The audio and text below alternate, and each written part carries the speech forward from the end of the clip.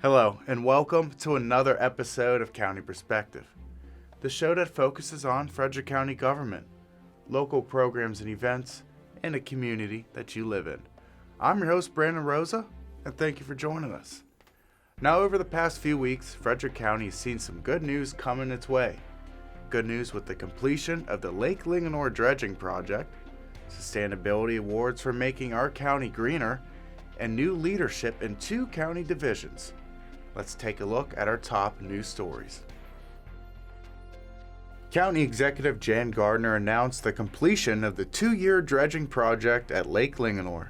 Approximately 150,000 cubic yards of sediment were hydraulically dredged and removed from the lake. Dredging restored water storage capacity in the lake, which serves as a primary source of drinking water for the city of Frederick and a backup source for Frederick County. The increased capacity ensures that a vital water source is available for local residents and improves recreational access for Lake Linganore residents. The material that was removed will be used as cover at the county's landfill. You need that sustainable water source, and to gain another 50 years of water supply capacity from the fact that you've cleared out all this sediment that would have made a mucky mess that would have been too hard to treat. But then also, property values go up if you don't have to look at mud outside of your dock, but you can actually use recreational equipment.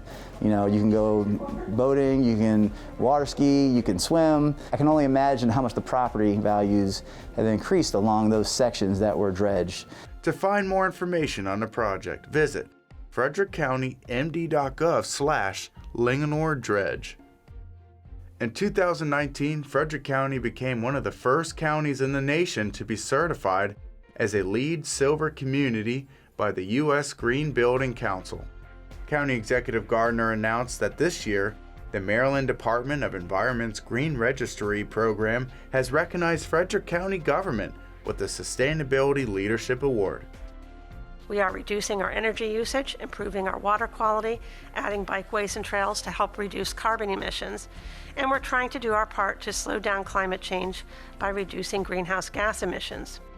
By using on-site renewable energy generation, Frederick County has reduced its building electricity usage by 20% and are working towards reducing greenhouse gases by 50% by 2030 and eliminating them altogether by 2050. We are saving green by going green. Frederick County Executive Jan Gardner is pleased to announce the promotion and appointment of 2 employees to lead their respective divisions.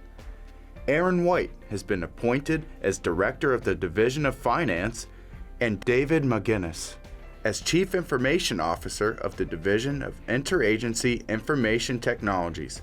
The County Council unanimously confirmed both appointments. Congratulations to Aaron and Dave. June 19th marks Juneteenth. Now, Juneteenth is sometimes called Independence Day for African Americans. County Executive Jan Gardner spoke about this annual celebration the other day. Let's hear what she had to say.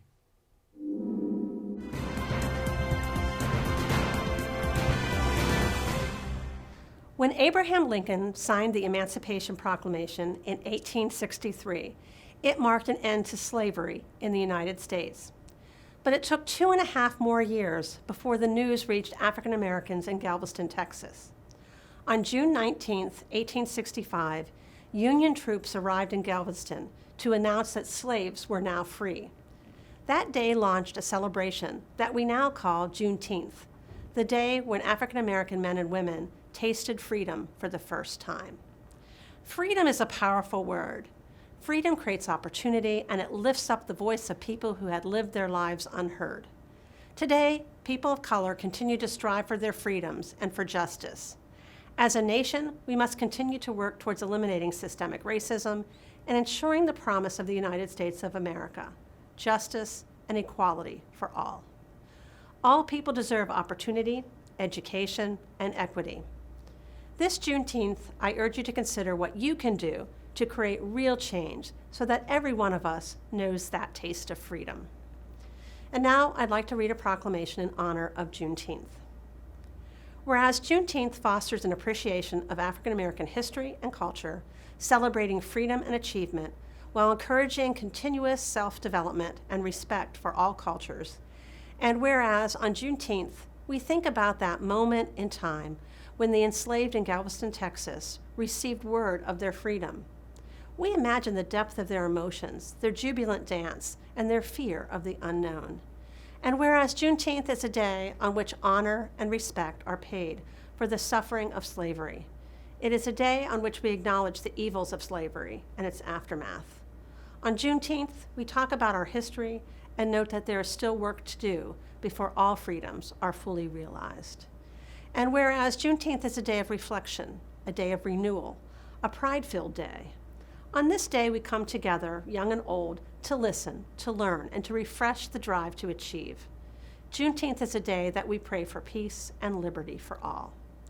So now, therefore, as the County Executive of Frederick County, Maryland, I do hereby proclaim June 19th, 2021 as Juneteenth Day in Frederick County and encourage all residents to honor this observance.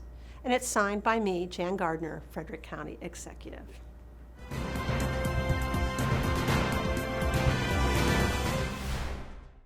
Don't change the channel. We have plenty more coming up on County Perspective.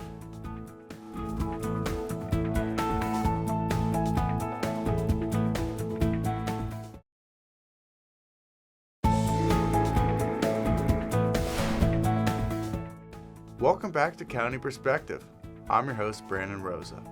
In just a few moments, we'll take a look at another episode of Silver Platter. But before we do that, let's see what furry friend is looking to come home with you.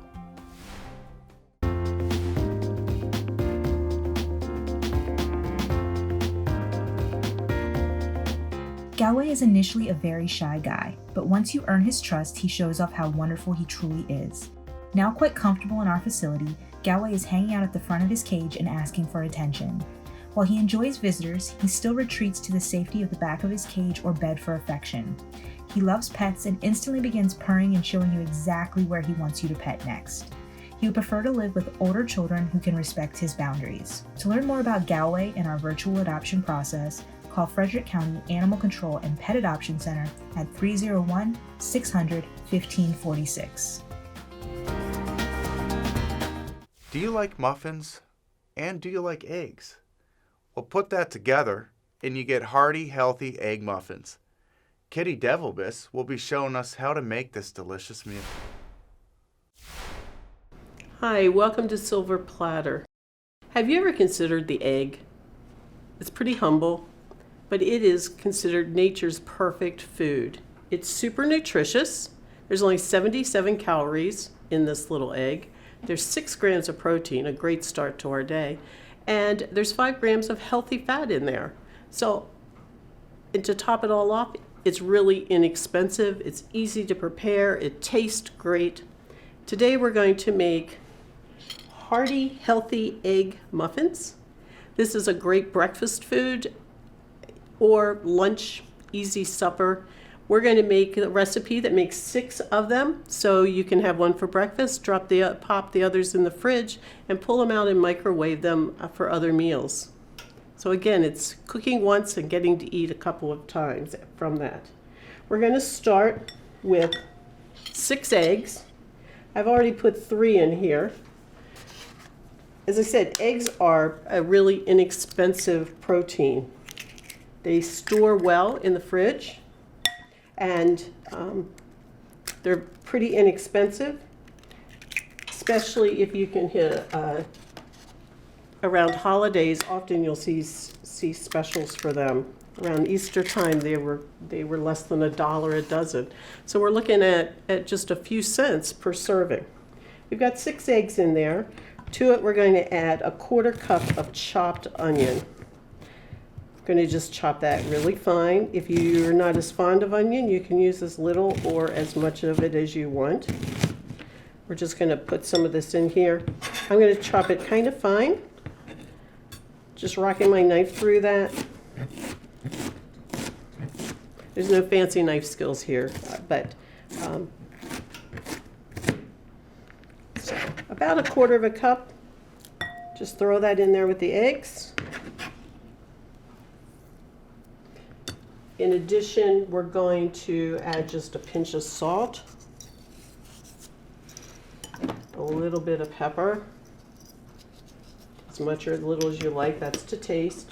I'm adding some garlic and herb seasoning just because it's a family favorite at our house. Also to this, we're going to add about 1/2 cup of spinach. Again, we're sneaking in some vegetables there. So just kind of piling that into my bowl, into my measuring cup, and then we're just going to loosely tear that, adding it to the mix. All this goes into one bowl. You wouldn't even need to get the measuring cups out. 1/2 cup is a small handful. Then we're going to add about 1/2 cup of cherry tomatoes. These are great. You can find them in the market all year long. They're, again, good source of vitamin C. We'll just put those out. I'm just going to give them a quick chop, trying to cut them in quarters, but you could have them different sizes. You could use canned tomatoes if you drain them really well, but I think the fresh just give it a better flavor.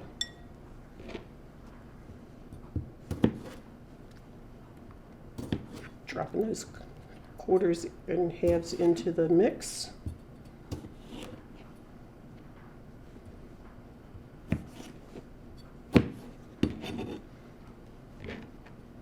Oh, a few more here.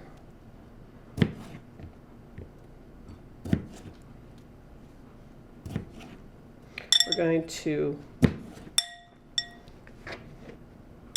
stir this up using a whisk. Want to beat those eggs, get everything coated well, get everything mixed up. Some people, this could just be your favorite way you make scrambled eggs. I like to add a tablespoon or 2 of milk, or half and half. Just eyeballing that. Just get that good. Get it all beat up. Now we're going to just ladle these into a greased 6-muffin tin. This one's pretty beat up, isn't it? This is actually one that was handed down to me from my mom. So it's seen a lot of muffins in its time. Using a ladle, I'm going to just dip it out. I'm going to try to make sure I divide the spinach and the tomatoes evenly among the 6 cups. So getting 3 or 4 tomatoes pieces in each one. You could add other vegetables here. Diced carrots, maybe some broccoli for a green.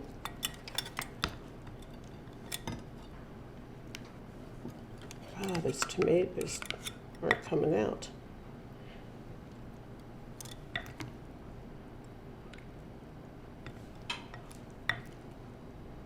I think that one needs some.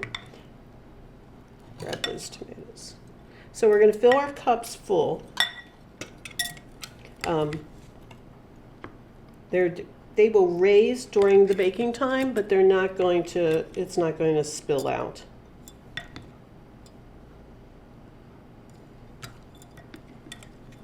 One more wayward tomato there. There we go. This goes into the oven at 350 degrees. Going to take about 15-20 minutes. It's going to depend on the size of your muffin tin for this. It just slides into the oven. I'm using a toaster oven. I really like it for small recipes like this. It doesn't require heating up a full kitchen oven. Bakes just fine, especially if you have a larger one that you can adjust the rack. So we're just going to set these aside. I got this one just a wee bit full. This is going to make a mess here. We'll put these back.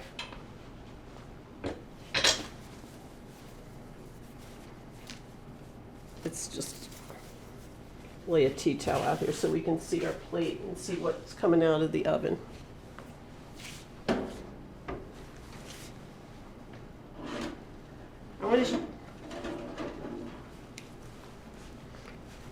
So I want to tell you about this muffin tin that this one I'm using for this one. This is a silicone. It's rubbery, as you can see, so it needs to be on a tray when you're baking it because it's all wiggly and floppy. But I like them because they're easy to store, they're easy to clean, they're dishwasher safe. And the cool thing is you can also use these in the freezer. So if I make soup or something that in a large quantity and I want to freeze it, I can put it in these cups, freeze it, and then pop them out and just toss them in a Ziploc bag and take out just one serving of soup to microwave at a time. You can do other vegetables or other products as well. So this is our egg muffin. As you can see, it's got a great texture. Stands up really nice. This would be great to, I'm serving it with a biscuit today. Toast an English muffin. You could squeeze it between the English muffin. You have an egg sandwich on the go. You could also add meat, bacon, or crumbled sausage into this dish as well, if you want to go that route. So, hearty, healthy egg muffins. They store well in the fridge for a few days, and they make a great lunch, breakfast, or light supper. Thanks for joining us. If you would like this recipe or other recipes from Silver Platter, please visit frederickcountymd.gov/senior services. Looking for something to do in the next few weeks? Well, Frederick County has plenty of activities to keep you busy. Check out some of the great programs that county departments are offering.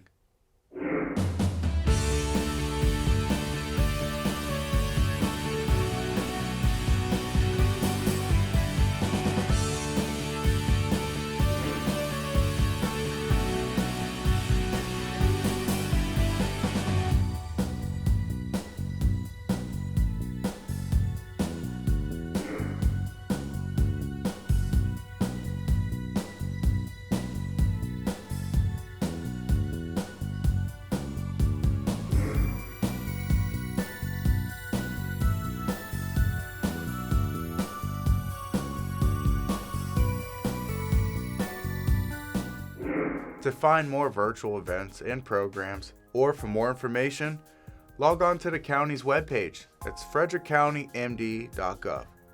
Now at the end of our show, we like to mention a few recent events, along with things our viewers should keep an eye out for in the upcoming weeks. The month of June is National Fresh Fruit and Vegetable Month. June is the peak season for fruits and vegetables, so add some healthy color to your meals. If you have a salad, try adding berries to it for more sweet flavor. Some vegetables in their peak that are great to put on your plate are tomatoes, zucchini, cucumbers, onions, beets, and more. If you are hungry for a snack, pack some fruits and vegetables to eat. If you want to eat more fresh produce, try shopping at your local farmers markets. If you or your family and friends love nature, or you have always wanted to hold a reptile, well, check out the Fountain Rock Nature Center in Walkersville. Just this month, the Fountain Rock Nature Center reopened to the public after undergoing renovations.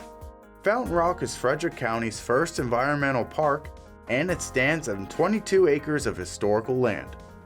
The park is open from 8 a.m. to sunset, and the Nature Center is open on Saturday and Sunday from 10 a.m. to 4 p.m. Frederick County Parks and Recreation is opening up more parks, indoor facilities, and summer programs. To find out more about fun programs that are available, or for more information about your local parks, visit recreator.com.